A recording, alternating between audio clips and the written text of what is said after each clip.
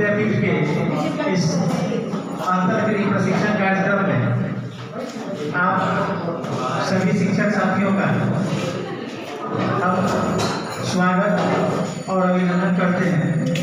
साथ ही अपने प्राचार्य महोदय का भी इस सभा कक्ष में हार्दिक स्वागत करते हैं। साथियों, CBSE के कैपेसिटी बिल्डिंग प्रोग्राम के तहत हम पिछले कई वर्षों से ये प्रशिक्षण कार्यक्रम कर रहे हैं। इसमें कोई दो राय नहीं कि ऐसे कार्यक्रमों से या इससे हम तो लाभान्वित हुए ही हैं। हमारी शिक्षण शैली में बदलाव भी आया है और छात्र भी लाभान्वित हुए हैं। आज प्रशिक्षण के इस सत्र में मैं अपने वरीय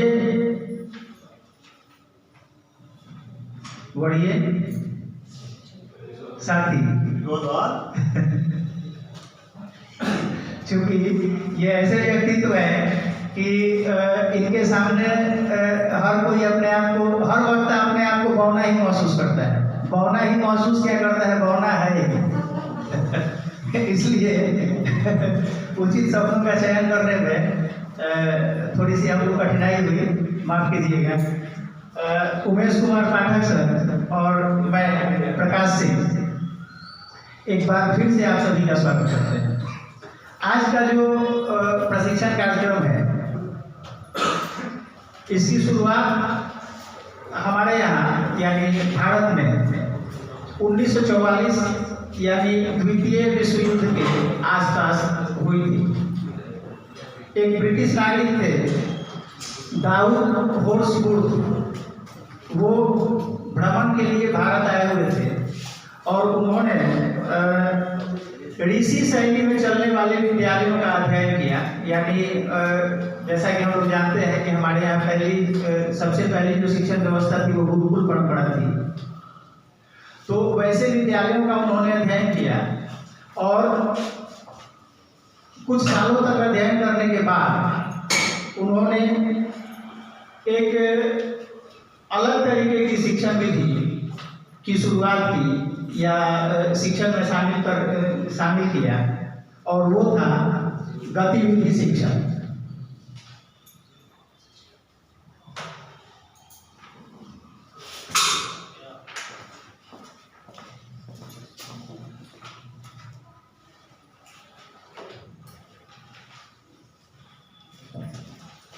ये गतिविधि शिक्षण यानी एक्टिविटी बेस्ड लर्निंग की शुरुआत हमारे यहाँ यानी हमारे देश में सन 1944 के आसपास ब्रिटिश नागरिक दाऊद होर्सवुड के द्वारा की गई थी। भोजपुरी में एक कहावत है, क के सुनाई कि क के दिखाई। तो वैसे इस कहावत में थोड़ी बहुत असमंजस की स्थिति दिखती है, जैसे कहा गया क के सुनाई कि क के दिखाई। लेकिन आप सोचें कि जब भी हम किसी सिनेमा हॉल से 3 घंटे की फिल्म देख करके निकलते हैं तो हमको वो सारे दृश्य, सारी कहानी, पूरी की पूरी कहानी, पात्र, समय, स्थान, घटनाक्रम सब याद रहता है। लेकिन वही यदि हम कुछ पढ़ते हैं, कोई निबंध, लेख, कहानी, तो उसको याद करने में या उसके एक एक चीज को दोहराने में मस्तिष्क को थोड़ी बहुत कठिनाई झेलनी पड़ती है। थोड़ी बहुत क्या कठिनाई झेलनी पड़ती है। कारण क्या है? एकमात्र कारण ये है कि वहाँ हमने देखा है, महसूस किया है, उसको जिया है 3 घंटे, और यहाँ हमने पढ़ा है। हम वहाँ अनुभूति करते हैं और यहाँ हम पढ़ करके अनुभव बढ़ते हैं। इसलिए हमको फिल्मों के घटनाक्रम या वो कहानी हमको याद हो जाती है, याद रहती है, और पढ़ी गई बातें दोहराने में थोड़ी सी परेशानी होती है। एक और बात हमारे बड़े बुजुर्ग कहा करते थे कि हालांकि अब ये लोकोक्तियाँ या कहावतें धीरे धीरे धीरे धीरे बीते समय का हिस्सा होते जा रही हैं कि पढ़े तो पढ़ाई, घूमे तो घुमाई, और ना तो शहर में बसाई।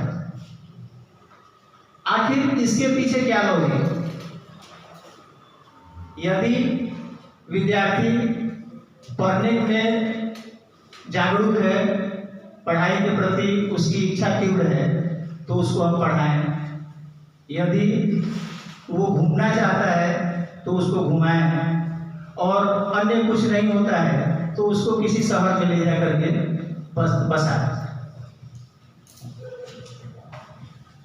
किताबी ज्ञान, इसमें दो राय नहीं है कि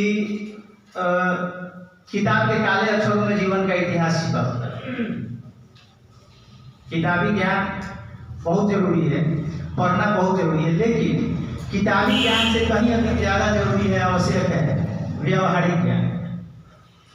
तो व्यवहार पर कला या तो हम पढ़ करके हासिल करेंगे, या यदि हम घूमते हैं, जैसे लोग ददहर, ननहर, फुफहर, बहिरौरा पहले अपने बच्चों को ले जाते थे।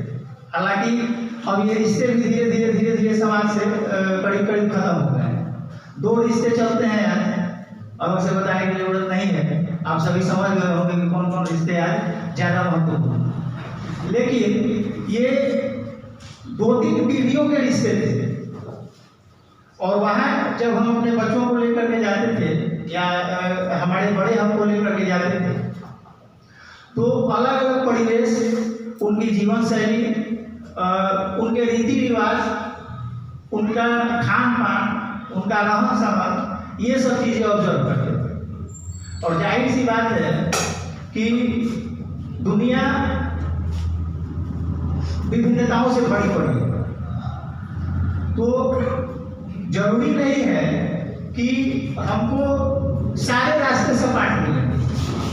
जब तक विभिन्न तौर तरीकों से हमारा परिचय नहीं होगा, तब तक समाज में अपने आप को प्रतिस्थापित करने में बहुत कठिनाई होगी। पहले यात्रा वृत्तांत लिखे जाते थे, आज ब्लॉग बनाए जाते हैं। तो यात्रा वृत्तांत के अपने फायदे थे। एक साहित्यकार जब कहीं की यात्रा करता था तो वो एक साहित्यिक विधा है लेखन की, यात्रा वृत्तांत को लिखता था। आज दुनिया सिमट करके मुट्ठी में आ गई है। बहुत पहले नोकिया मोबाइल जब हुआ करता था तो उसका प्रचार आता था कि कर लो दुनिया मुट्ठी में। तो आज दुनिया मुट्ठी में है, सब कुछ स्क्रीन पर चलता है और पलक झपकते ही सामने होता है। लेकिन ये तब का दौर था जब मीन्स ऑफ कम्युनिकेशन इतना तीव्र नहीं था और लोगों की आर्थिक स्थिति भी इतनी मजबूत नहीं हुआ करती थी। हर व्यक्ति हर जगह जाने में सक्षम नहीं होता था। तो यात्रा वृत्तांत का अपना फायदा ये होता था कि यदि हम कहीं नहीं भी गए हैं तो वहाँ की भाषा, वहाँ की संस्कृति, वहाँ के रीति रिवाज, वहाँ के रहन सहन, वहाँ की भौगोलिक संरचना, इन सब की जानकारी हमको मिल जाती है। और भविष्य में यदि हमारा वहाँ कभी जाना हुआ तो ये चीज़ें हमको बहुत मदद करती थी उसमें। आज भी जो ब्लॉग वगैरह बनाए जाते हैं तो उसमें हम इन सब चीज़ों को देख सकते हैं। जैसा कि हमने पहले कहा कि पहले सब कुछ किताबों में हुआ करता था और आज स्क्रीन पर उपलब्ध है। लेकिन आज भी विद्यालयी शिक्षा के दौरान शैक्षिक भ्रमण, पुस्तक मेला, विज्ञान प्रदर्शनी आदि का प्रावधान जो है वो इसी सब को ध्यान में रख करके मैं समझता हूँ कि किया गया है। वर्तमान शिक्षण पद्धति जो है वो 3 चीज़ों पर मुख्य रूप से ध्यान केंद्रित करती है। और वो है श्रवण अर्थात सुनना, लेखन अर्थात लिखना, और वाचन अर्थात बोलना। या तो हम व्याख्यान विधि का उपयोग करके छात्रों को वर्ग कक्ष में कुछ सुनाते हैं, या इसके बाद व्याख्यान विधि के बाद हम उनसे लिखवाते हैं और प्रश्नोत्तरी शैली का प्रयोग करके हम उनसे विभिन्न तरीके के प्रश्न वगैरह पूछते हैं, जिसका उत्तर छात्र हमको बताते हैं। यहाँ मैं अपना मत रख रहा हूँ, हो सकता है कि आपकी राय इससे भी तो हो। मेरा मानना यह है कि शिक्षण की शुरुआत यदि हम गतिविधि से करें, एक्टिविटी से करें, तो वो ज़्यादा फायदेमंद है। गतिविधि का सबसे बड़ा फायदा ये है कि यह शिक्षण पद्धति जो है वह छात्रों को नीरस नहीं लगती है। छात्र एक खुशनुमा माहौल में शिक्षण प्राप्त करते हैं। विभिन्न तरीके के गतिविधियों में शामिल होकर के वो अपने आप को उस शिक्षण पद्धति का पार्ट मानते हैं, भाग मानते हैं। उनके लिए उनको ऐसा लगता है, वो महसूस होता है कि शिक्षण का कार्य उन पर जबरन थोपा नहीं जा रहा है। हमको याद है एक बार सर ने कहा था धीरज सर ने कि वर्ग कक्ष में हम अपनी विद्वता से बच्चों को रौंदने का काम नहीं करें। यदि हम अपनी विद्वता से बच्चों को रौंदने का काम करते हैं तो वो पढ़ेगा नहीं, अपने आप को वहाँ दबा हुआ महसूस करेगा और इससे उसकी शिक्षण शैली उसका शिक्षण क्रम जो है वो निश्चित रूप से प्रभावित होगा। हालांकि परीक्षा लिखित होती है, परीक्षा जिसका परिणाम या रिपोर्ट कार्ड जो होता है हम लोग भी तैयार करेंगे, अभी तैयार कर रहे हैं। तो रिपोर्ट कार्ड जो हम लोग बनाते हैं वो उसमें गतिविधि कहीं नहीं दिखता है, लेकिन शिक्षण का एकमात्र उद्देश्य पढ़ करके परीक्षा पास करना नहीं है। अच्छे अंकों को लेकर के उत्साहित हो जाना, कम अंकों को लेकर के निराश हो जाना, मैं मानता हूँ कि ये शिक्षण का असली उद्देश्य नहीं है। यदि बच्चों को हम गतिविधि के माध्यम से सिखाते हैं तो उनके स्वतंत्र ग्राह्य क्षमता का जो प्रभाव है वो निश्चित रूप से हम उनके वाचन और लेखन शैली दोनों में देखेंगे। गतिविधियों के माध्यम से सीखी गई बातों को छात्र जब उत्तर बना करके लिखेंगे तो उसमें हम पाएंगे कि उन्होंने जिन समस्याओं का सामना किया है वो उक्त गतिविधि में, उसकी जटिलता हमको दिखेगी। जहां उन्होंने अपने आप को उस गतिविधि में सहज महसूस किया है, उसकी सरलता उनके उत्तर के लेखन में हमको झलकेगी और उन्होंने उनके सामने आई समस्याओं का जो समाधान किया, जिस तरीके से उन्होंने उसका समाधान खोजा, ठीक है, वो तरीका भी हमको उनके लेखन में झलकेगा। और सबसे बड़ी बात है कि उसमें हमको उनका अपना निजी अनुभव भी दिखेगा।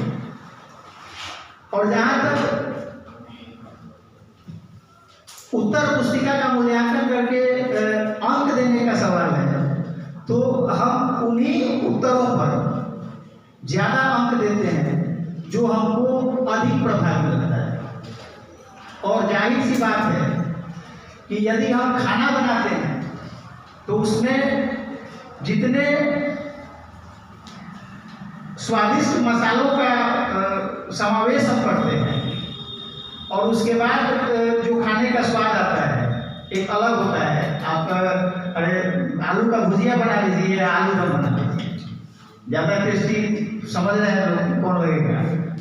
तो जाहिर सी बात है कि ये मसाले हैं, उनकी जटिलता, उनकी सरलता, समस्या समाधान की विधि या उनका अपना निजी अनुभव जो है वो लेखन का मसाला है जो जब वो ऐड करेंगे उसमें, जब वो उसमें जोड़ेंगे तो निश्चित रूप से, हालांकि मैंने पहले ही कहा कि ये मेरा मत है, आपकी राय से भी हो सकती है, लेकिन मैं मानता हूँ कि वो लेखन अधिक प्रभावी होगा। हमारी अपनी क्षेत्रीय बोली में एक और कहावत है जिसका जिक्र भी हमने किया है इसके पहले, तेल बनावे ना बहुतिया जी के नाम। तो जितने मसाले हम जोड़ते हैं वो खाना को उतना ही अधिक स्वादिष्ट बनाता है। लेखन का जहाँ तक सवाल है तो 3-4 तरीके होते हैं जिससे आदमी कोई रचना करता है या कुछ लिखता है, ठीक है।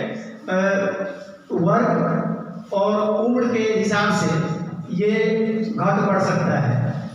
एक तो हम अपनी स्वेच्छा से लिखते हैं, हमको मर्जी किया, मन किया, हमने लिखा। कभी कभार छोटे छोटे बच्चे 2-4 लाइन तुकबंदी करके दिखाते हैं। हालांकि इस लिहाज से देखा जाए तो हम लोग भी तुकबंदियों से ऊपर नहीं, तुकबंदी ही करते हैं, क्या सर? इसके बाद आग्रह पर आदमी लिखता है, किसी के आग्रह पर। जैसे मेरे बेटी का जन्मदिन है या छठी है, एक निमंत्रण पत्र लिख दिया जाए तो उसमें आग्रह शामिल होता है। कभी कभार लेखन पर बाह्य दबाव प्रभावी होता है, बाहरी दबाव के चलते। जैसे हम लोग भी कहते हैं स्कूल नहीं आया था, एप्लीकेशन लिखो, तो उसका अपना मन नहीं है एप्लीकेशन लिखने का, लेकिन वो आवेदन लिखता है, तो यहाँ बाह्य दबाव का काम करता है। फिर हम व्यावसायिक फायदे के लिए भी लिखते हैं, जैसे सिनेमा सीरियल वगैरह की कहानी वगैरह, ये जो लिखी जाती है ये व्यावसायिक फायदे के लिए लिखी जाती हैं। और एक और लेखन होता है जो हम अपने अनुभव या अनुभूति के आधार पर लिखते हैं। हमारा अपना अनुभव है, हम ठंडी के मौसम में सड़क पर जा रहे हैं और हमने कम कपड़ा पहना हुआ है, हमको ठंडी लग रही है, तो हमने जाड़े का जो अनुभव किया, या जेठ की दोपहरी में हम यात्रा कर रहे हैं, हमने जो गर्मी का अनुभव किया, उसका आधार बना करके हम कुछ लिख देते हैं। और एक अनुभूति होता है, तो अनुभूति ये है कि हमको उस चीज़ का अनुभव नहीं है, हम पर वो बीता नहीं है, लेकिन हमने उस चीज़ को महसूस किया है।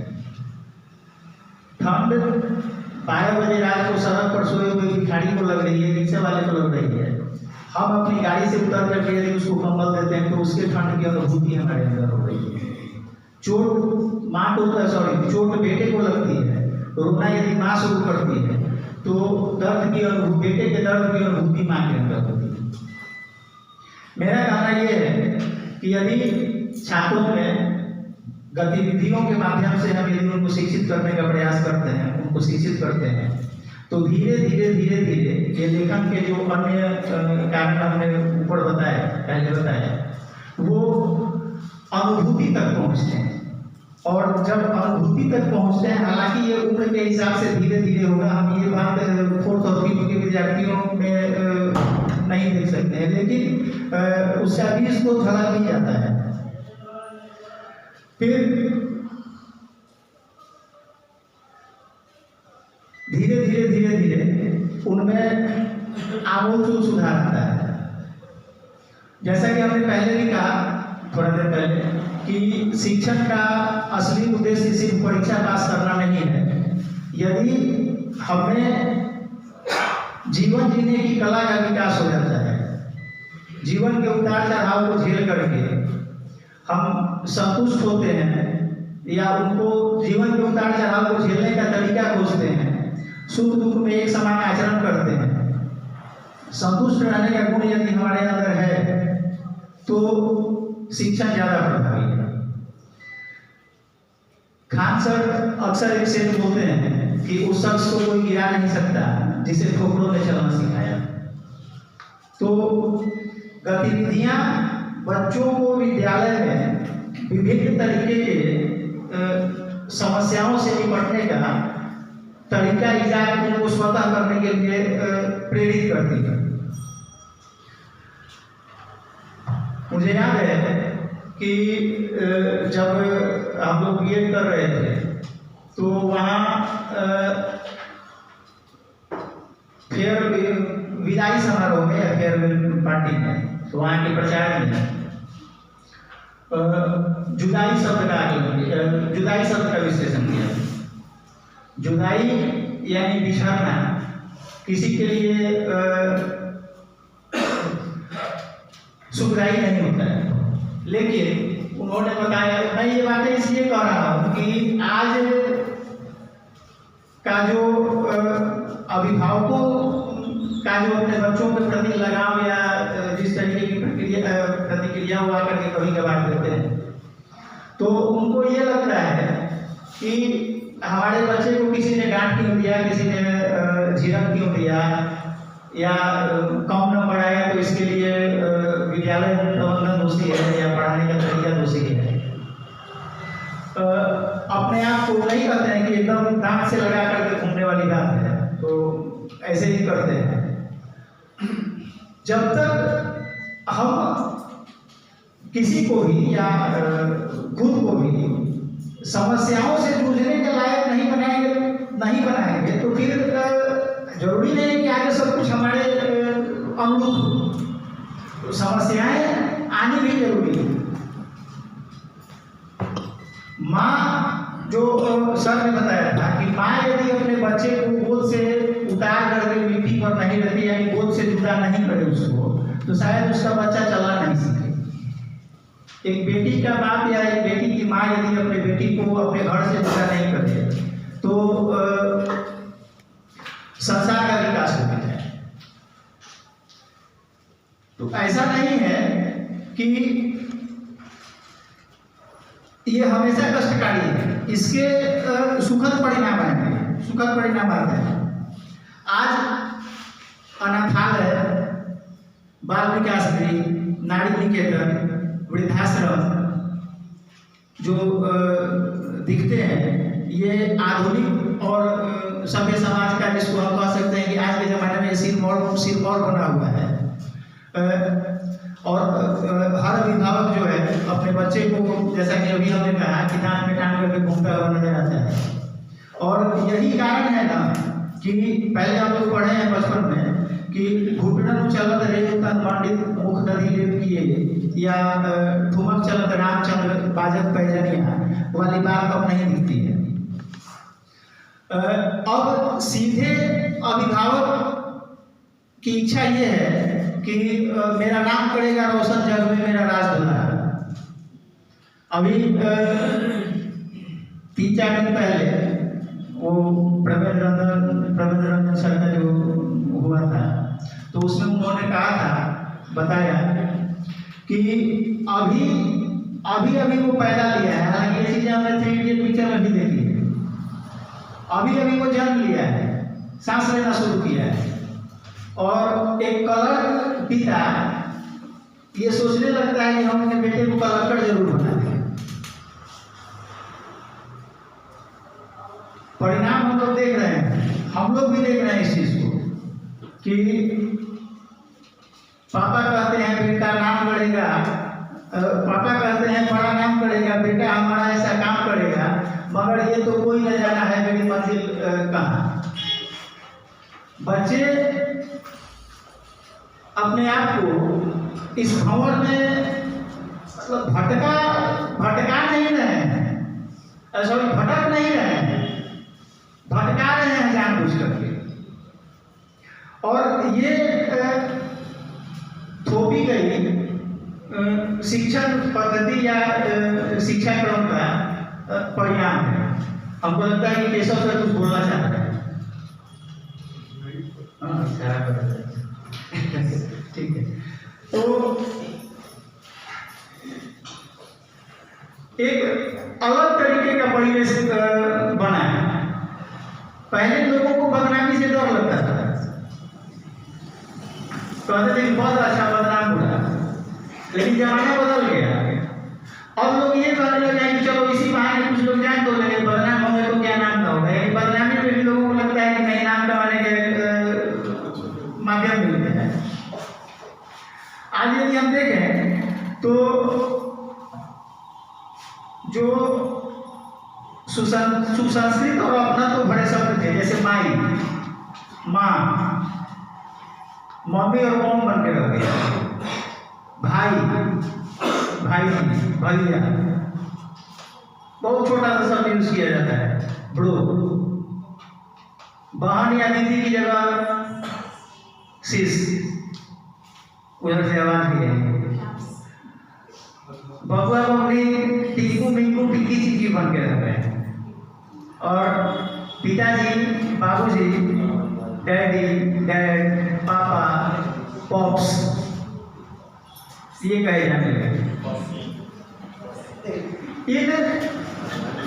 अब पता नहीं इन शब्दों का आधुनिकीकरण हुआ है या इनका अवमूल्यन हुआ है, लेकिन यह समझने के लिए पर्याप्त है कि सभ्यता और आधुनिकता ने हमें या तो निष्क्रिय बना दिया है या मशीनी बना दिया है। हम रटी रटाई पद्धतियों के माध्यम से जो शिक्षा बच्चों को देते हैं, वो अपने आप को मशीन या रोबोट में ही धीरे धीरे ढालते चले जाते हैं। प्लीज PLEASE की जगह PLZ लिख करके काम चलाया जा रहा है। लिखने वाला लिख भी रहा है, पढ़ने वाला पढ़ भी रहा है, समझने वाला समझ भी रहा है। GOOD गुड और NIGHT नाइट की जगह GDNT लिख दिया जा रहा है और गुड नाइट हो जा रहा है।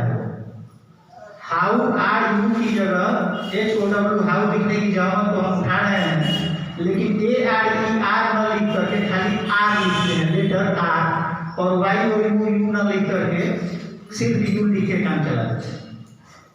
और ये धड़ल्ले से लोग लिख भी रहे हैं और लोग समझ भी रहे हैं, हम लोग जवाब भी देते हैं उसका।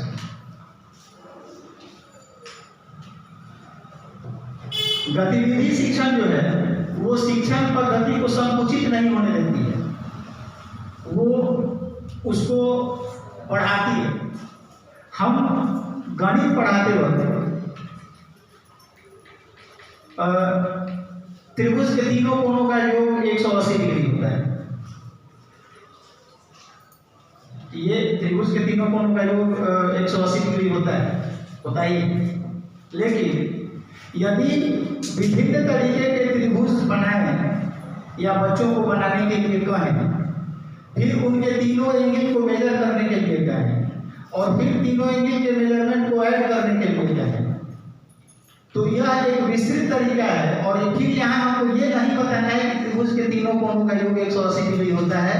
वो स्वतः समझ रहा है कि कैसा भी ट्रायंगल बना रहे हैं, एंगल का मेजरमेंट कितना आ रहा है, 180 ही आ रहा है।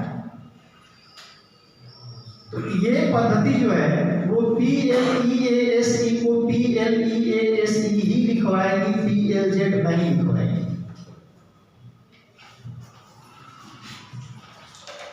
लेकिन अभी कुछ दिन पहले मुकेश अंबानी के बेटे की शादी हुई, सॉरी प्री वेडिंग सेरेमनी था, ठीक है। तो उसमें एक आज तक चैनल के पत्रकार हैं राहुल तंवर, तो उन्होंने अंबानी के बेटे के साथ उनके हाथियों का जंगल का भ्रमण किया था और पूरा वो दिखाया। ये चीज जाहिर करता है कि इस बदलते आधुनिक समाज में जहाँ एक तरीके की दौड़ चल रही है, तो इस आधुनिक समाज में भी हम उन चीज़ों को अपना रहे हैं। देखा जाए तो आज के दौर में आयुर्वेद का बोलबाला थोड़ा सा अधिक बढ़ा है, योग अंतर्राष्ट्रीय विषय हो चुका है, तो बहुत अधिक निराश होने की भी जरूरत नहीं है। और ये एनईपी जो अब सरकार ने लागू किया नई शिक्षा नीति जो है, तो इसमें इस तरीके के शिक्षण को या शिक्षण पद्धति को के माध्यम से ही बच्चों को अधिक शिक्षित करने की बात की जा रही है। कुछ दिन पहले मशहूर गजल गायक पंकज उदास का निधन हुआ। उनका एक बहुत ही मशहूर गजल अभी मतलब हमको लगता है कि 3-4 साल पहले आया था, एक वो भी था जमाना, एक ये भी है जमाना। इस गजल में 4 पीढ़ी की चर्चा की गई। जो वक्ता है, वक्ता अपने दादा के समय की बातें कर रहा है कि कैसे सब व्यक्ति के घर हुआ करते थे, न चोर उचक्कों का डर होता था, लोगों की आंखों में छल प्रपंच वगैरह नहीं देखने को मिलता था। एक वो दौर था। उसके बाद पिताजी का दौर आया, तो पिताजी के दौर में थोड़ी सी तालीम घर में आ गई, यानी शिक्षा घर में आ गई, और मिट्टी के घर की जगह पक्के का घर आ गया। लेकिन फिर भी वो दौर भी संतोषजनक रहा। पिताजी नौकरी करते थे, तनख्वाह आती थी, और उस तनख्वाह से पूरा महीना गुजर जाता था। फिर वो अपनी बात कर रहा है कि फिर मेरा दौर आया। तो इस दौर में आर्थिक स्थिति अपेक्षाकृत बहुत अधिक सुदृढ़ हुई। बंगला हुआ, कार हो गया, नौकर चाकर आ गए, लेकिन चैन और सुकून नहीं रहा। जो दादाजी के जमाने में था, जो पिताजी के जमाने में था, आर्थिक तौर पर हम मजबूत जरूर हुए, आधुनिक जरूर हुए, जीवन शैली जरूर बदली, लेकिन आराम और चैन नहीं मिला। और फिर वो कल्पना करता है आने वाली पीढ़ी की, मेरे बाप जो करेंगे, ठीक है। तो वो एक तरीके से उसकी कल्पनाशीलता कहिए या अपने बाल बच्चों के प्रति उसकी दुआ कहिए कि हम जिस सुकून के लिए तरस रहे हैं तुम पर वो सुकून बरस, ठीक है। तो दादाजी का दौर जो था, मिट्टी का घर होने के बावजूद ज्यादा महफूज था। आज ताले लगाने पड़ते हैं। हालांकि आधुनिक समाज ने इसकी भी व्याख्या की है कि तालों की जरूरत क्यों पड़ी। तो तालों की जरूरत इसलिए पड़ी कि ईमानदारों का ईमान बचा रहे, ईमान बचा रहे, इसलिए आज लोग ताले लगाते हैं। तो ये आधुनिक युग की अपनी अपनी व्याख्या है। विभिन्न विद्यालयों के विजुअल हम लोगों को मिलते हैं देखने के लिए। जैसे जिसमें एक बहुत प्रसिद्ध फेमस हुआ था, झाल बजा करके शिक्षक जो है वो पढ़ाना सिखाते हैं, ठीक है। कविता के द्वारा सप्ताह के दिनों का नाम याद करा गया था। एक वेब सीरीज आई थी, हमने भी देखी उसको। उसमें एक शिक्षिका है जो दिव्यांग है, कुर्सी पर बैठ करके पढ़ा रही हैं, और कलेक्टर साहब का वेरिफिकेशन होता है विद्यालय में। कलेक्टर साहब का औचक निरीक्षण होता है, वो आते हैं देखने के लिए। शिक्षिका एक बच्ची को बुलाती है और कहती है कि हाथ आगे निकालो। खिड़की से झांक रहे अधिकारी महोदय को ये लगता है कि मारने के लिए बुला रही है। शिक्षिका उसके हाथ में छड़ी रखती है और पूछती है उससे कि तुमको कहाँ जाना है। तो वो एक जगह सब बोलते हैं दिल्ली का नाम रखती है, दिल्ली जाना है। कैसे जाओगी? तो हम हवाई जहाज से जाएंगे। ठीक है, जाओ। फिर नीचे दिखाया जा रहा है कि एक भारत का मानचित्र बना हुआ है, उसमें अलग अलग राज्य दिखाए गए हैं, और उन्होंने कि हवाई जहाज जैसे चलते उड़ने की नीति करने के साथ साथ ही जा करके जहाँ दिल्ली है वहाँ खड़ी हो जाती है। किसी स्टेट का नाम नहीं लिखा हुआ है उसमें। फिर शिक्षिका एक और छात्रा को बुलाती है और उससे पूछती है कि तुमको कहाँ जाना है? तो हमको पंजाब जाना है। कैसे जाओगे? तो हम ट्रेन से जाएंगे। फिर वो ट्रेन की एक्टिंग करती हुई जाती है और शिक्षिका कहती है अरे तुम तो जाकर राजस्थान, तुम तो राजस्थान चली गई।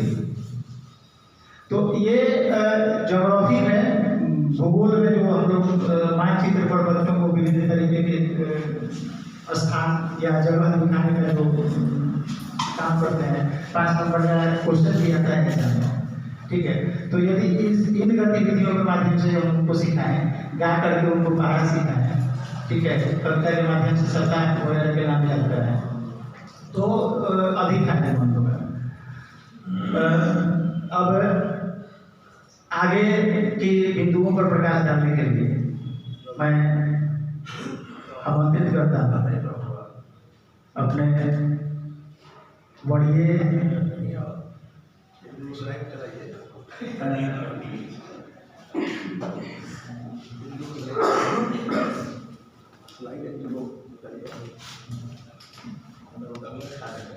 सर का आदेश है कि अभी एक दो टीचर से उनका गतिविधि पूछ लीजिए, आप पढ़ाते समय क्या करते हैं। स्लाइड भी खोले,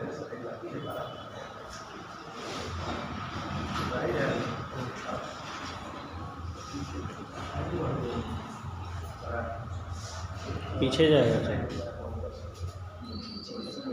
आगे बढ़ेंगे।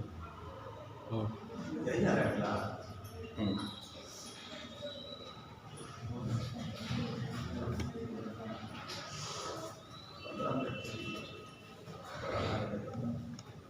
अब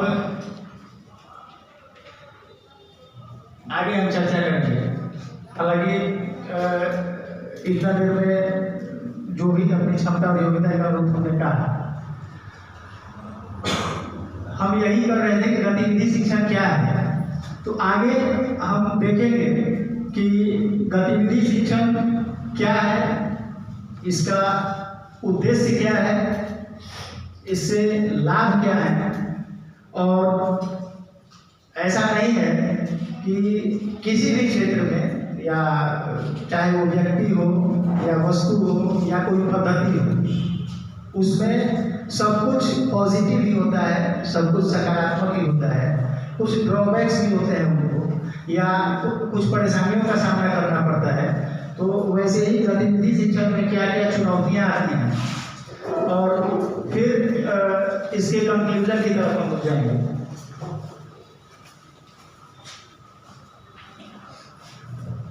गतिविधि शिक्षण क्या है? जैसा कि आप देख पा रहे हैं, यह एक सक्रिय शिक्षण अधिगम पद्धति है जिसमें छात्र शिक्षक को निष्क्रिय रूप से सुनने की बजाय विशेष रूप से तैयार की गई गतिविधियों में शामिल होकर आनंदपूर्वक ज्ञान प्राप्त करते हैं। कक्षा में, हालांकि हमने पहले भी चर्चा की इसकी, कि कक्षा में कक्ष शिक्षण जो हमारा होता है वो अधिकतर व्याख्यान विधि पर आधारित होता है। हम वर्ग कक्ष में जाते हैं, बच्चों से पूछते हैं अधिक से अधिक कि पिछले क्लास में क्या पढ़ाई हुई थी, तो ये हुआ था सर, अच्छा आज क्या पढ़ाना है, वो हमको पाठ का नाम बताते हैं और हम उनको पढ़ाना शुरू कर देते हैं। बच्चों का काम क्या है कि हम वक्ता है और वो श्रोता है, हम बोल रहे हैं वो सुन रहे हैं। बीच बीच में कभी कभार उनकी गतिविधियाँ हमको असुविधाजनक लगती है, और कभी कभार बच्चे जो होते हैं वो हमारा कोई भाजन भी बनते हैं। लेकिन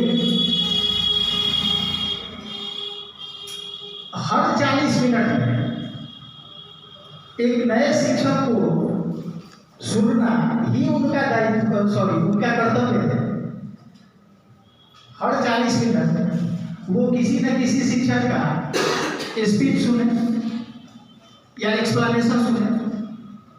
दूसरा हम लोग ये करते हैं कि लेखन विधि का सहारा लेते हैं, हम लिखवाते हैं बच्चों से, ठीक है। तो यहाँ ये लेखन विधि जो है वो 2 तरीके से, या तो हमने बोर्ड पर कुछ लिख दिया, बच्चे उसको उतार रहे हैं, या हमने कोई प्रश्न दे दिया, बच्चे उसका उत्तर लिख रहे हैं, ठीक है। इसमें ऐसे पढ़ाते हैं। तीसरी एक और विधि हम लोग अपनाते हैं, प्रश्नोत्तरी विधि या प्रश्नोत्तरी शैली। हमने तुमको बता दिया, हमने तुमसे लिखवा लिया, अब पूछते हैं बताओ, ठीक है। अमूमन वर्ग कक्ष में हम इन्हीं 3 विधियों का सहारा लेकर के पढ़ाते हैं, और एक ही तरीके का काम करते करते हम उब जाते हैं। आदमी का स्वभाव है कि वो बदलाव खोजता है, बदलाव हमको चाहिए ही है। अभी 1 सवा घंटे के बाद हमने भी बदलाव खोजा है। हालांकि, लेकिन आपको मिला नहीं। तो हर आदमी बदलाव खोजता है। जब भी हम एक ही तरीके का काम करेंगे या करवाएंगे तो उबाऊ होगा ही होगा। तो बच्चे कर क्या रहे हैं, या तो हमको सुन रहे हैं या लिख रहे हैं या हम पूछ रहे हैं तो आपको बता रहे हैं। गतिविधि शिक्षण जो है वो जैसा कि इसमें लिखा हुआ है कि एक ऐसी शिक्षण अधिगम पद्धति है जिसमें छात्र शिक्षक को निष्क्रिय रूप से सुनने की बजाय, तो जाहिर सी बात है उनमें ताजगी नहीं आएगी, वो तो एक ही काम कर रहे हैं सातों घंटे। कभी आया तो कोई बोल करके गया, कभी आया तो कोई लिखवा करके गया, कभी आया तो कोई पूछ करके गया। निष्क्रियता उनमें आएगी ही आएगी।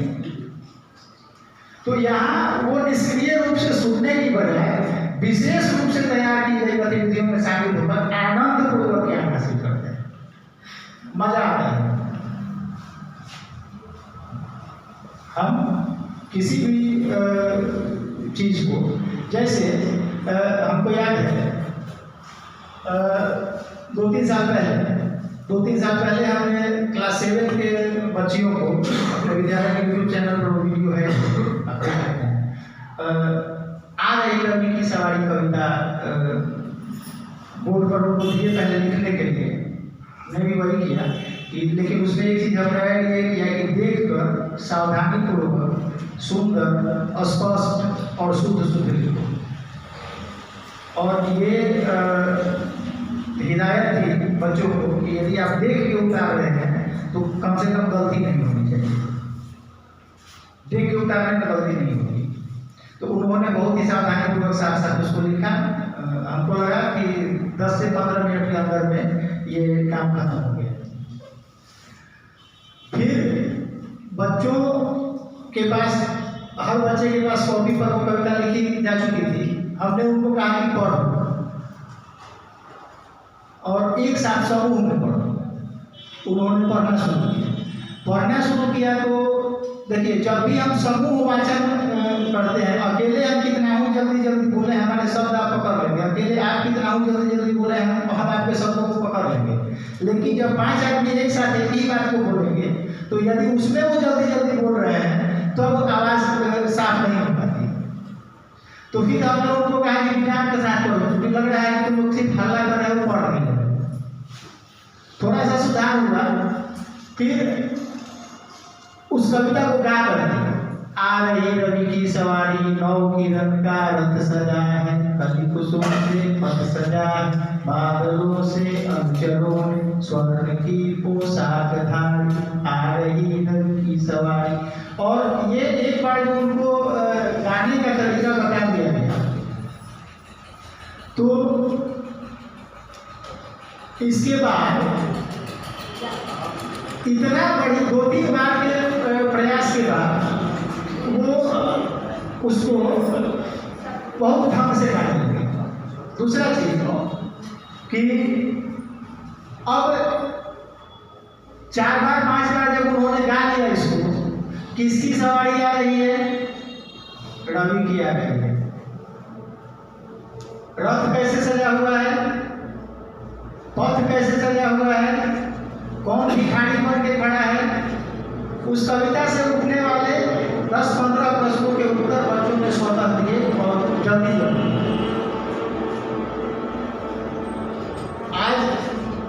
आज नहीं, अब वो 10th पास करके निकल गए। कभी कभार 10th में भी तुम लोगों को याद है कि भूल गए हो गाना शुरू कर दिया। तो ये गतिविधि शिक्षण का प्रभाव है कि लंबे समय तक उनके ध्यान से नहीं उतरेगा। आपने शुरू में क्या कहा कि सिनेमा की कहानियां हमको 10 साल पहले भी देखे हुए हैं तो हमको आज भी याद है। पात्र और घटनाक्रम समय स्थान के साथ याद है, लेकिन किताबी बातें हम भूल जाते हैं। जाहिर सी बात है कि उसमें यदि हम गतिविधि का तड़का लगा दें, मसाला लगा दें उसमें, तो वो चीजें बच्चों को याद रहेंगी। भूलते क्या है सर, वो भी तो याद ही रहता है। 25 साल 30 साल पहले हम लोग क ख ग पढ़े, कहाँ भूले? अभी याद। तो क ख ग हम लोग कैसे पढ़े? हम लोग कैसे पढ़े? गोल गोल अंडा, मास्टर जी के डंडा, मांगड़ के पोंछ, सिपाही जी के मोछ, सब को, ठीक है, गोल गोल इसलिए नहीं भूले हैं उसको।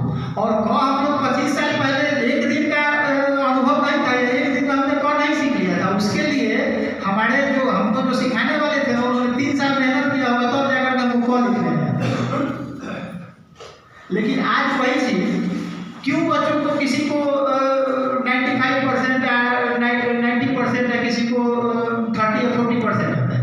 हम ही तो पढ़ा रहे हैं सबको, पढ़ा भी तो हम ही रहे हैं सबको, सब एक ही साथ पढ़ रहे हैं। इसमें तीव्र बुद्धि या तीव्र क्षमता वाले छात्र हो सकता है कि 5% 10% हो, जो होता है हर जगह होता है कि वो गॉड गिफ्टेड होते हैं, वो आते हैं लेकर के, तो वो हम उनको पढ़ाते हैं तो अभी नहीं पढ़ाते हैं तो अभी अपनी जगह वो ठीक।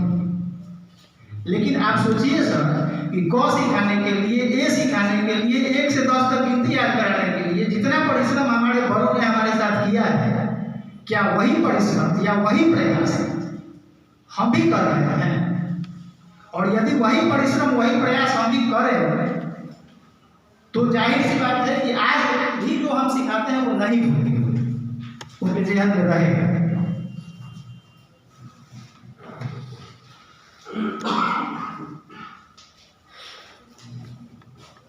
उद्देश्य क्या है इसका?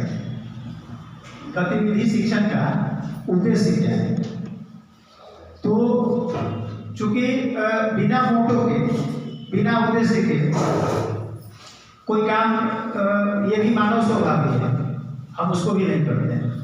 इसका उद्देश्य खुशहाल रिश्तों के बीच समझ विकसित करना, सामाजिक रिश्तों को बढ़ावा देना, छात्रों को अवसर तलाशने का मौका देना, आत्मविश्वास को जागृत करना और सभी विषयों में समान रुचि का विकास करना, ये गतिविधि शिक्षण का मुख्य उद्देश्य है। खुशहाल रिश्तों के बीच समझ विकसित करना, जैसे कि इसके पहले वाले सर, जैसे कि इसके पहले वाले स्लाइड में लिखा हुआ था कि या इसमें छात्र निष्क्रिय रूप से सुनने की, शिक्षक को निष्क्रिय रूप से सुनने की बजाय आनंदमय तरीके से ज्ञान प्राप्त करते हैं।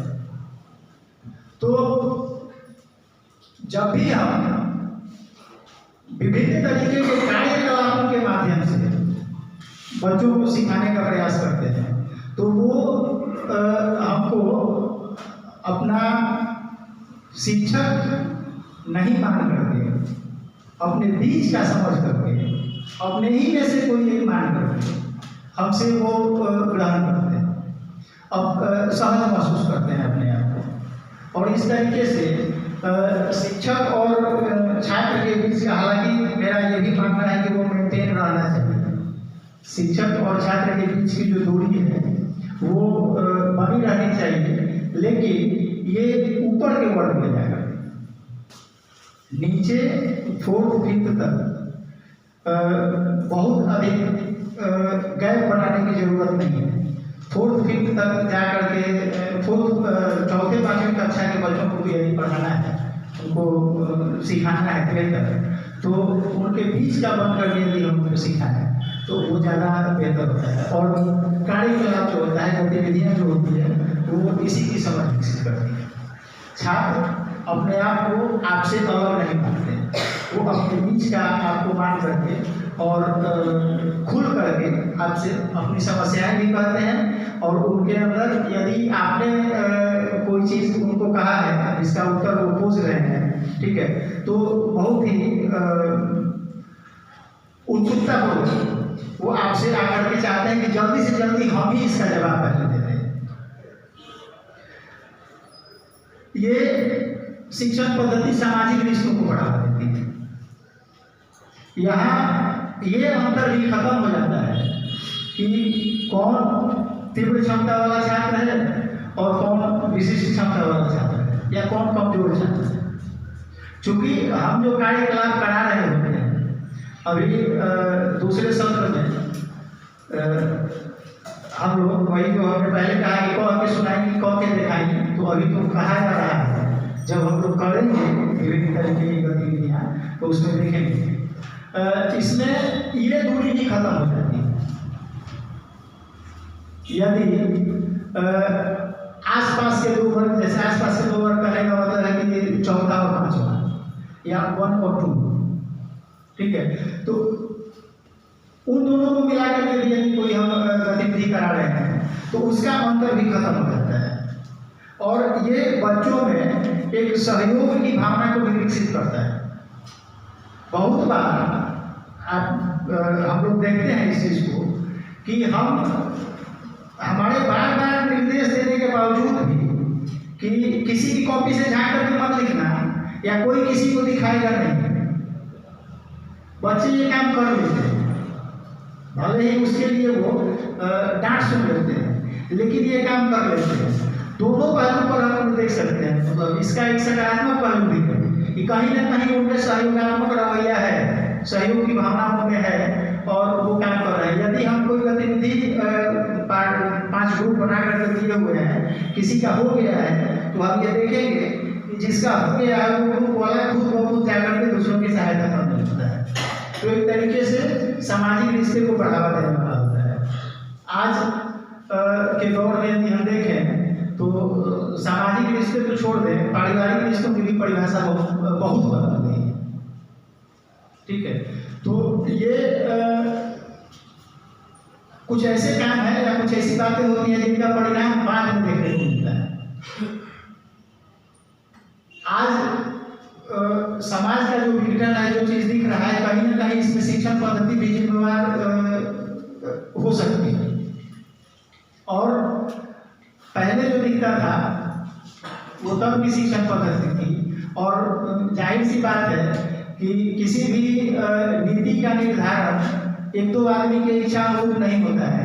बहुत चीज़ों का अध्ययन करने के बाद, बहुत लोगों से राय लेने के बाद, रिसर्च करने के बाद, ठीक है, जैसा कि हमने कहा कि गतिविधि शिक्षण की जो शुरुआत जिन्होंने किया वो आकर के पहले ऋषि शैली में चलने वाले विद्यालयों का उन्होंने अध्ययन किया कई सालों तक। इसके बाद इसको कहा कि नहीं, ये प्रभावी हो सकती है। तो यदि आज एनईपी लागू किया गया है, शिक्षण पद्धति में बदलाव की गई है, शिक्षा शैली को बदलने के लिए कहा जा रहा है, ठीक है, तो इसके पीछे और भी कई कारण हैं और बहुत बड़े बड़े लोगों का रिसर्च इसमें शामिल रहा होगा, तब जा करके इसको किया गया है। तो सामाजिक रिश्तों को बढ़ावा देता है, छात्रों को अवसर तलाशने का मौका देता है। हम क्या है कि छात्रों के सामने समस्या उत्पन्न करके छोड़ देते हैं। कोई भी कार्यकलाप यदि हम कराते हैं तो कई बार ऐसा होता है कि हम छात्रों के सामने समस्या उत्पन्न करके छोड़ देते हैं और उसका समाधान उनको स्वतः ढूंढना होता है। इससे क्या होता है कि एक आज का मानव जो है वो अधिक तनावग्रस्त है। हमने पंकज दास के गजल के बारे में कहा कि आज की पीढ़ी जो है वो सब कुछ है लेकिन चैन नहीं है, उसको तो तनाव से ग्रस्त है। यदि हम किसी के सामने समस्या उत्पन्न करके समाधान करने के लिए उसको छोड़ दें, ठीक है, तो समाधान में उसको तक खोजता है और उसका अवसर भी खोजता है। यदि समाधान सामने आई समस्या का समाधान हम कर लेते हैं तो आत्मविश्वास बढ़ता है, आत्मविश्वास बढ़ता है। और एक बार हमारा आत्मविश्वास यदि जागृत होता है, ठीक है, तो इसके बाद आने वाली समस्याओं से निपटना हमारे लिए, या उसको हम बहुत बड़े चैलेंज की तरह नहीं लेते हैं, उससे निपटने का तरीका हम खोजते हैं। या हो सकता है कि हमारे मन में लगता है कि अच्छा ठीक है ऐसा हुआ था, इससे निपटना है, तो आत्मविश्वास बढ़ता है। और अभी हमने जैसे आपको गणित में वो कहा कि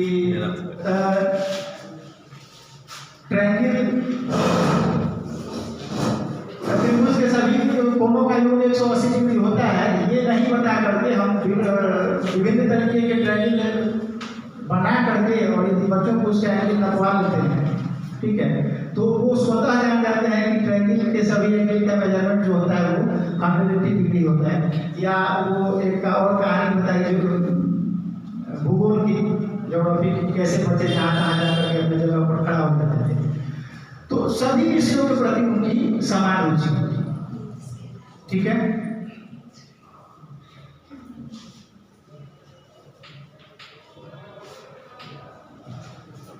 इसके बाद महत्व, तो गतिविधि शिक्षा छात्रों को स्वतंत्र जांच और समस्या समाधान की तरफ प्रेरित करती है। इसका एक उद्देश्य ये भी है, एक महत्व ये भी है कि यह छात्रों को स्वतंत्र जांच, अपने आप अपना आकलन वो स्वतः करते हैं, अपना आकलन वो स्वतः करते हैं और जो समस्याएं उनके सामने आई हैं उसका निदान भी वो स्वतः करते हैं। स्वतंत्र अन्वेषण और प्रयोग के लिए उत्सुकता का विकास और रचनात्मक कौशल अलग अलग शैलियों से जुड़ना, ये शिक्षण पद्धति के महत्व है।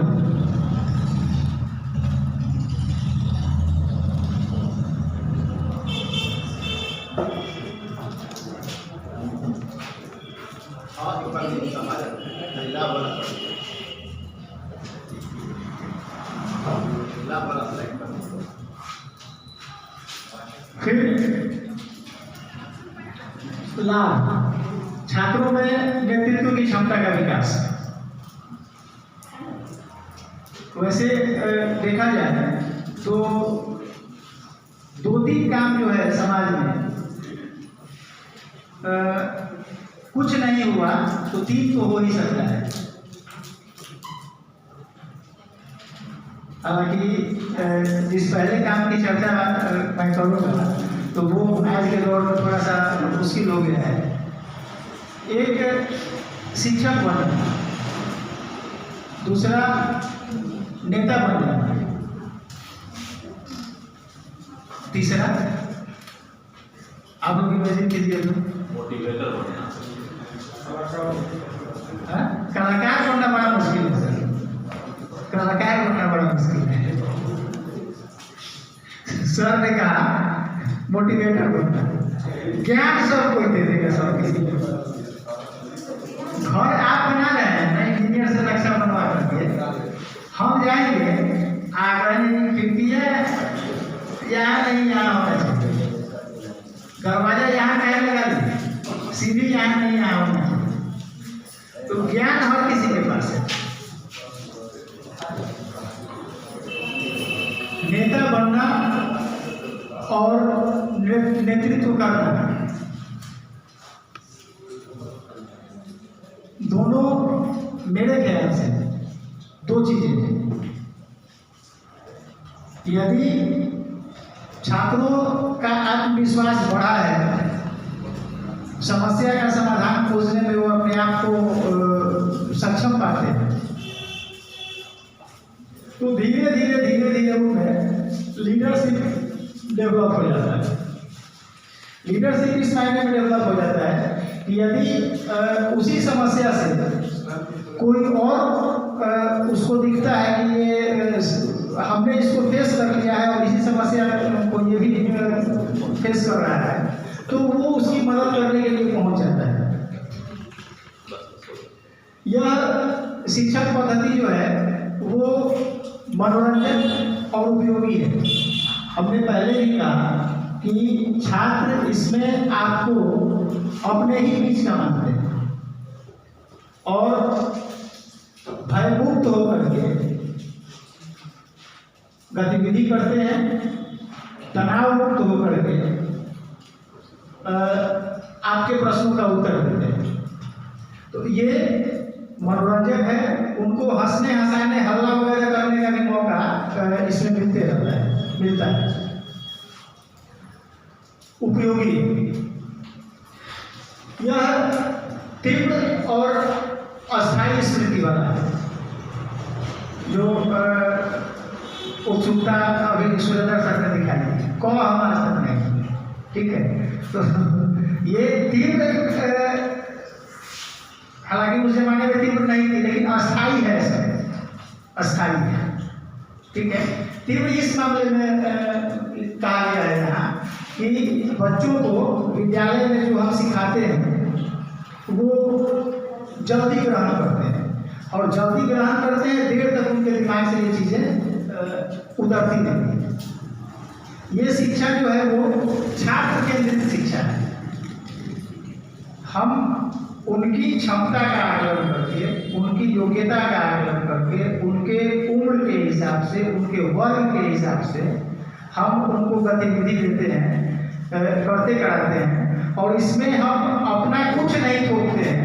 हम ये पहले से ही तय कर लेते हैं। हालांकि गतिविधि शिक्षण के लिए एक बृहद पाठ्य योजना की जरूरत होती है, या जितनी सहजता से छात्र इसको करते हैं या करने में आनंद महसूस करते हैं, एक शिक्षक को अपने मस्तिष्क पर उतना ही बल दे करके ऐसी गतिविधियों को तैयार करना पड़ता है। छात्रों के लिए ये सहज है कर लेना, लेकिन किसी शिक्षक के लिए ये कड़ा देना कठिन कार्य है। तो ये शिक्षक अपनी परेशानी का ध्यान इसमें नहीं रखता है। सपोज ऑब्जेक्टिव क्वेश्चन के आंसर को चेक करना हमारे लिए ज़्यादा आसान है, क ख ग घ, ठीक है, तो ये बहुत आसानी से कर लेते हैं, लेकिन वही लॉन्ग टर्म के प्रश्नों का उत्तर चेक करना मुश्किल है। यहाँ जो भी काम हम करते हैं वो छात्रों को ध्यान में रख करके करते हैं, छात्र केंद्रित शिक्षा है। और चूंकि शिक्षक, हम तो शिक्षक हैं, हमको सीखना नहीं है, हमको सिखाना है, हमको वो चीज़ें पहले से आती है। तो हम जिनके लिए हैं उन पर ये ज़्यादा प्रभाव है, और उन्हीं को ध्यान में रख करके ये की जाती है, ताकि वह स्व आकलन की क्षमता का विकास। मैंने जल्दी कर लिया, मैंने उससे भी जल्दी कर लिया, और मैंने ये किया तो हमारा जल्दी हो गया। ये अपना आकलन छात्र स्वतः कर लेते हैं। तो ये इसके लाभ है। आगे के बिंदुओं की चर्चा करने के लिए हम आमंत्रित करते हैं उमेश कुमार पांडे सर को।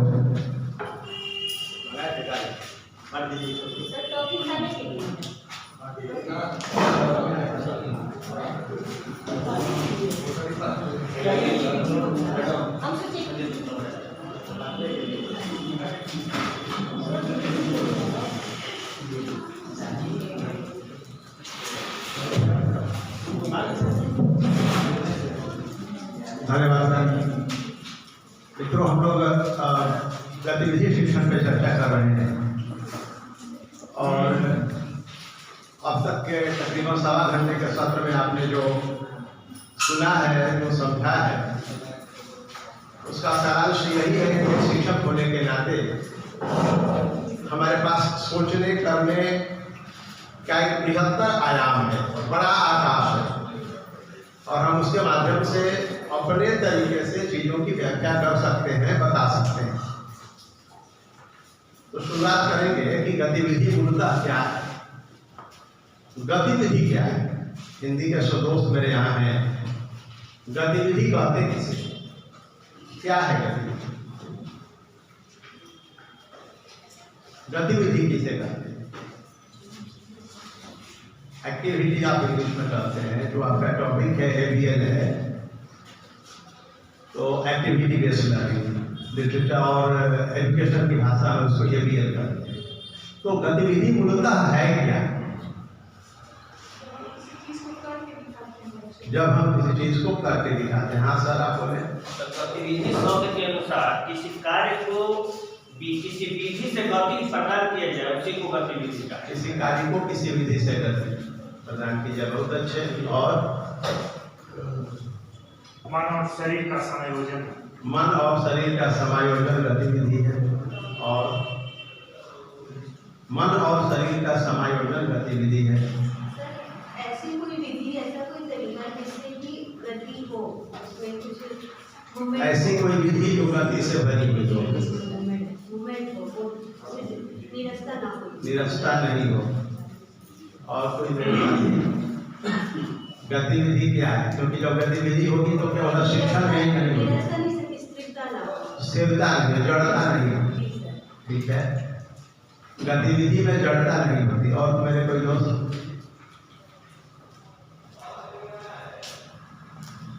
आप सबने अपने अपने तरीके से गतिविधि को परिभाषित किया। जड़ता नहीं होनी चाहिए क्योंकि उसमें गति है, नीरसता नहीं होनी चाहिए क्योंकि उसमें गति है, मन और कर्म से यदि आप एक हैं तो वह गत्यात्मक होगा ही होगा, नहीं तो नहीं होगा गत्यात्मक। कोई मन और काम में से कोई एक छटेगा तो गति थमेगी। वही शैली, वही तरीका आप उस काम में लगाते हैं जो काम आपको दिया गया है। जैसे आपने पढ़ाने का काम लिया है, मिस्त्री ने घर बनाने का काम लिया है, हलवाई ने मिठाई बनाने का काम लिया है, फल बेचने वाले ने फल बेचने का काम लिया है। अपने काम में एक तरीके के अनुसार जो आपकी अपनी सोच, अपनी समझदारी कहती है, उस तरीके से यदि कोई गति लाने की कोशिश करते हैं, गति माने विकास, गति माने लोगों का आकर्षण, गति माने संबंधित व्यक्ति पर दिया गया प्रभाव, इसके लिए आप वो काम कर रहे हैं। जैसे यदि आप फल विक्रेता हैं तो आपका प्रभाव खरीदार पे पड़ता है, यदि आप मिस्त्री हैं तो आपका प्रभाव घर के मालिक और ईंट और गारे पर पड़ता है, यदि आप शिक्षक हैं तो आपका प्रभाव आपके विद्यार्थी पे पड़ता है। तो आपकी गति, आपकी सोच और आपकी योजना का प्रभाव इस पर पड़े गति के साथ जो विधि आपने अपनाई वही तो गतिविधि है। जैसे अब चीजों को समझते हैं थोड़ा और हल्के रूप में। तो एक खाने की वस्तु जो बड़ी छोटी थी, थोड़ी देर पहले आपके बीच बांटी, दांत ने उसको चबाया जो शरीर का अंग है, और जीभ ने उसको चखा या स्वाद लिया जो शरीर का ही अंग है। और यह नितांत निजी प्रक्रिया थी जो आपने अपनाई, और उसका मजा और स्वाद भी आपने ही लिया। सबके खाने और चबाने के तरीके भी अलग अलग रहे होंगे, लेकिन जो आपने गतिविधि दिखाई वह पूरे कमरे ने महसूस किया। आपके पन्नी खोलने, चकमकाने, रगड़ने को इस दीवारों ने भी महसूस किया और बैठने वाले लोगों ने भी महसूस किया। और सब कहेंगे कि मैं तो अपना ही बोल रहा, मैं तो अपनी ही ट्रॉफी बोल रहा, मैं तो अपनी ही ट्रॉफी बोल के खा रहा। तो यह नितांत निजी प्रक्रिया थी जो आप कर रहे थे, और आप ही की प्रक्रिया थी, आपको ही खाना था, लेकिन उसका असर पूरे क्लास पे पड़ रहा था। आप जब बैठने के लिए आए सत्र के शुरुआत में, एक ने ही कुर्सी खींची और उसने 40 को बताया कि मैं बैठ रहा हूं। फिर दूसरे ने खींची, उसने भी बताया कि अब मैं भी बैठ रहा हूं। दो को देख के दो और ने खींची और बताया कि पूरे क्लास को बताया कि अब हम लोग भी बैठ रहे हैं। तो ये केवल और केवल आपकी गतिविधि थी और उसका प्रभाव उपस्थित सभी लोगों पे पड़ रहा है। एक शिक्षक होने के नाते जब आप क्लासरूम में जाते हैं तो आप किस मनोदशा में जाते हैं, आपका मेंटल स्टेटस क्या होता है, आपका फिजिकल स्टेटस क्या होता है, उसका प्रभाव उस क्लास में बैठने वाले 40 लड़कों पर एक साथ पड़ता है। उदाहरण से समझते हैं इसको। अभी आप जिस दबाव में हैं कि आपको अपने अपने क्लास का रिजल्ट तैयार करना है, तो किसी की कॉपी बाकी है, किसी का रिजल्ट तैयार करना है, और साथ में ये सत्र भी 5 घंटे का आपको अटेंड करना है। एक साथ दोनों काम नहीं हो सकते, क्योंकि आपको सुनना है इसलिए आप यहाँ बैठे हैं, लेकिन मानसिक तौर पे आप नहीं हैं तब तक जब तक कोई वक्ता आपको अपनी ओर आकर्षित नहीं कर ले, क्योंकि आपके दिमाग में एक समस्या है, जो एक काम है जो दबाव बनाए हुए आपके दिमाग में एक पहलू वहाँ उलझा हुआ है। अब आप कल्पना करिए कि मेरे वे दोस्त जिन्होंने कल अपना रिजल्ट जमा कर दिया है और दूसरे जिनको आज बनाना है, दोनों में ज्यादा राहत कौन महसूस करेगा और दोनों में कौन मेरी बातों को ज्यादा मजे से सुनेगा? स्वाभाविक है। अब जिसका काम आज रह गया वो व्यक्ति कल भी यही ट्रेनिंग कंटिन्यू कर जाती है, फिर छुट्टियां हो जाती हैं और ड्यू डेट के पहले आपको एक दिन का समय मिलता है 40 लड़कों का रिजल्ट तैयार करने का, 7A का मान लीजिए, और 7B के टीचर ने उसको सबमिट कर दिया। एक दिन में 40 का रिजल्ट करने में आप जिस हैंड राइटिंग में अपने रिजल्ट यदि मैनुअल बना रहे हैं और जितनी जल्दीबाजी में आप रिजल्ट तैयार करके दे रहे हैं, और 7B वाले ने 5 दिनों पहले दिया हुआ है, कंपैरेटिवली इसका रिजल्ट अच्छा तरीके से साफ सुथरा बढ़िया और एररलेस होगा, इसमें गलतियां होने की संभावना कम होगी, तो ऑब्वियसली 7B का होगा, आपका नहीं होगा। लेकिन आपके मनोदशा, आपके दबाव, आपके काम, आपके टास्क का प्रभाव किस पे पड़ रहा है? विद्यार्थी पर, जिसके लिए आपने रिजल्ट बनाया। उससे इस बात से कोई मतलब नहीं है कि आपका ट्रेनिंग सेशन अधूरा रह गया और आपने जल्दीबाजी में मेरा रिजल्ट बनाया है। उससे केवल और केवल आपके प्रदर्शन से ही मतलब है, आपके मेंटल स्टेटस से, आपके पारिवारिक स्टेटस से, आपके काम के दबाव से, आपकी तबीयत से उसे कोई लेना देना नहीं। तो जब आप इन चीजों से बाहर निकल के क्लासरूम में जाएंगे, तब जो आप अपने काम में फोर्स लगाएंगे, जो गति लगाएंगे पढ़ाने के लिए, वह तो एक ईमानदार प्रयास होगा।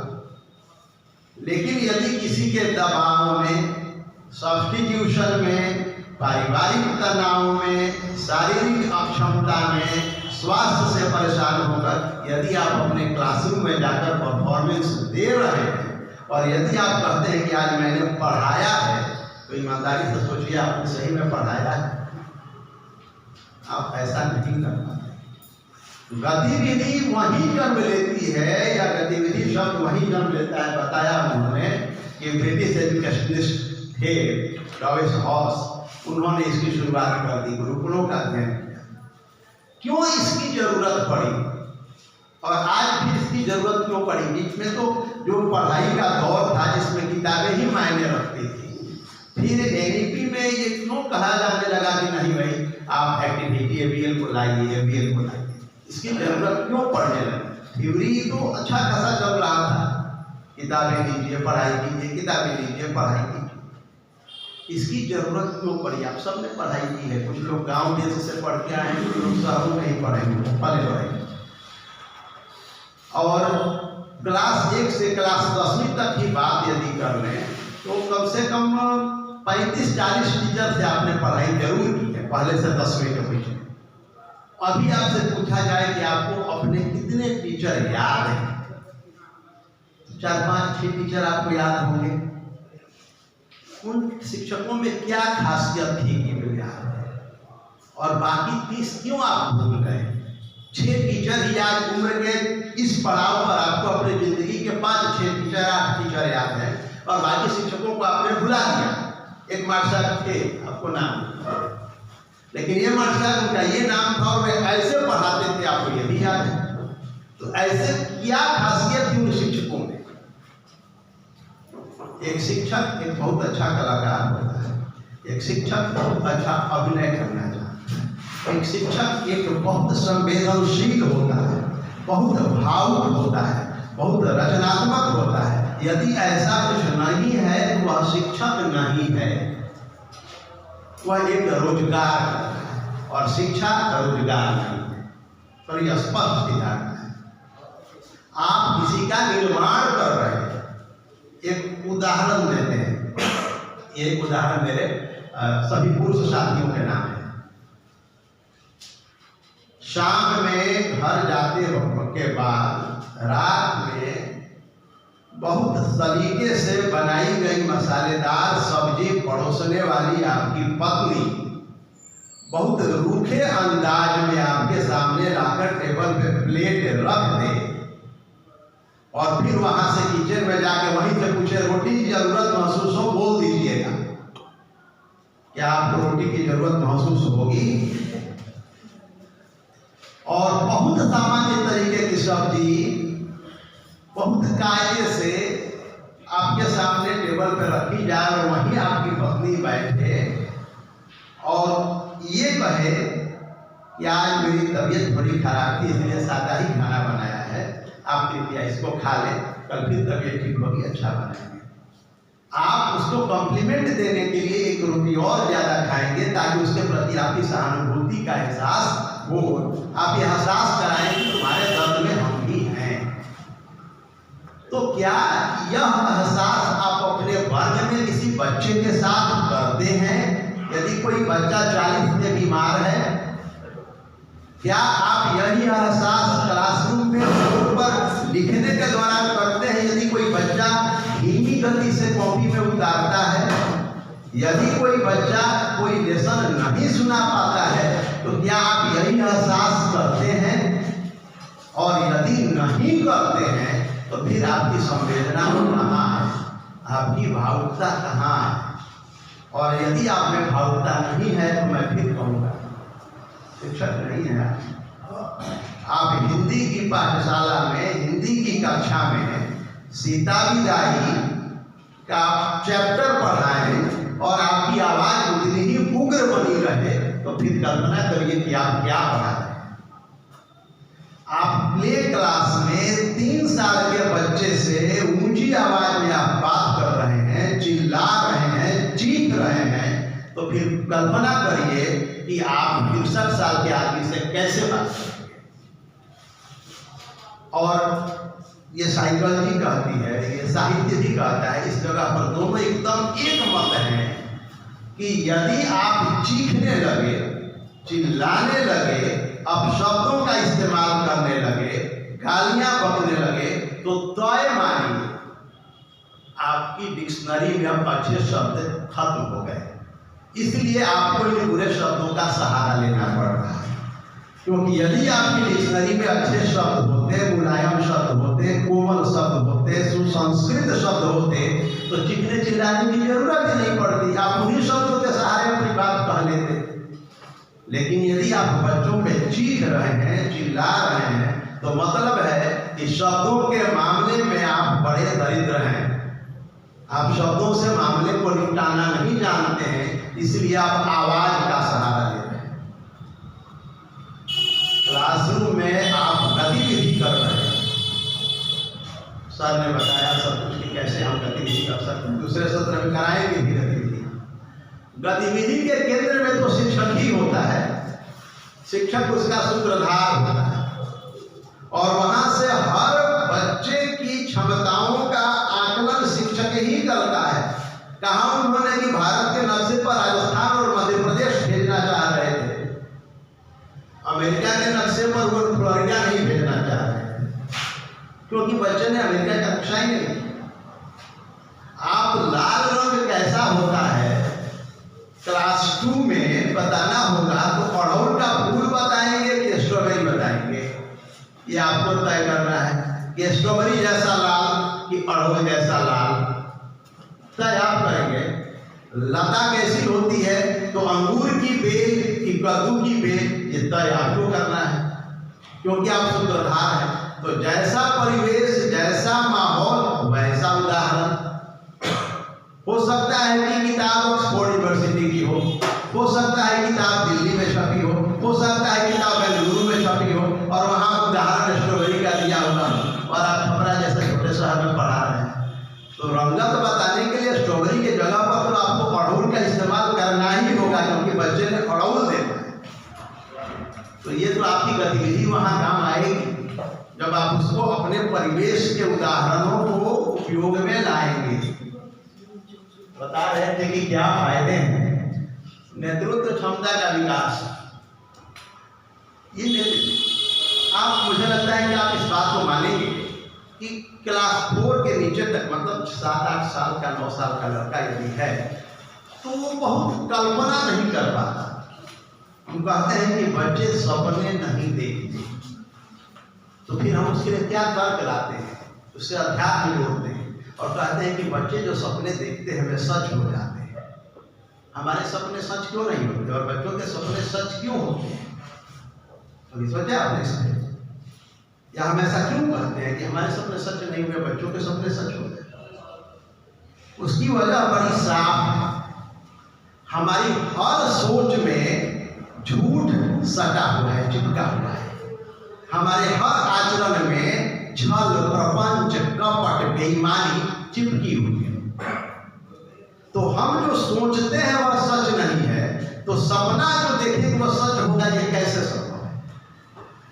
तो बच्चे कल्पना नहीं करते, बच्चे सोचते भी नहीं, बच्चे यथार्थ में जीना चाहते हैं। जो वे देखते हैं उस पर भरोसा करते हैं। तो उनको दिखाने की जिम्मेवारी किसकी? जहां वे आते हैं देखने के लिए, जहां वे आते हैं सीखने के लिए, जहां उनको भेजा जाता है बताने के लिए, वहीं दिखाने की जिम्मेवारी। वरना ये बच्चों की नजर में यह पूरी दुनिया उनके शुरुआती 5-6 साल में रेखाओं की दुनिया है। यह पूरी जिंदगी रेखा से बनी है। पूरे आप देख लें, एक रेखा खींचें, चाहे आड़ी खींचे या फिर तिरछी खींचे, उससे आप अक्षर बना लें, उससे आप अंक बना लें, तो जिंदगी तो रैखिक है, तो रेखाओं से बनी। एक लाइन खींची और जो अक्षर बनाइए, ए बनाइए, बी बनाइए, क बनाइए, ब बनाइए, 5 बनाइए, 9 बनाइए, 11 बनाइए, वो रेखा से ही बनती है। तो रेखाओं की जिंदगी में बच्चे सच को तलाशने की कोशिश करते हैं, और जब शिक्षक उसके साथ रिलेट करता है रेखा और सच, तब बच्चे उसकी बात को मानते हैं, स्वीकार करते हैं, यथार्थ से सामना करते हैं। फूल कैसा होता है, बहुत अच्छी तस्वीर वहां एक बोर्ड पे बनाई जाए, बहुत अच्छी तस्वीर यहाँ पे दिखाई जाए, उससे ज्यादा बेहतर है उसको बागीचे में ले जाकर फूल दिखा देना। आप सोचिए, आप 4-5 साल के बच्चे को कहिए कि पूजा में दूब उखाड़ के लाओ, वह दूब लाएगा कि घास लाएगा? आप या कि कुछ नहीं लाएगा, खड़ा होकर सोचेगा कि क्या कह रहे हैं, मैं फिर से समझ लूँ तब जाएगा। आपने कभी उसको दूब बताया ही नहीं, घास और दूब में अंतर करना सिखाया ही नहीं, तो फिर वह कैसे लाएगा पूजा के लिए दूब? तो जब तक प्रायोगिक तौर पे चीजों को बच्चों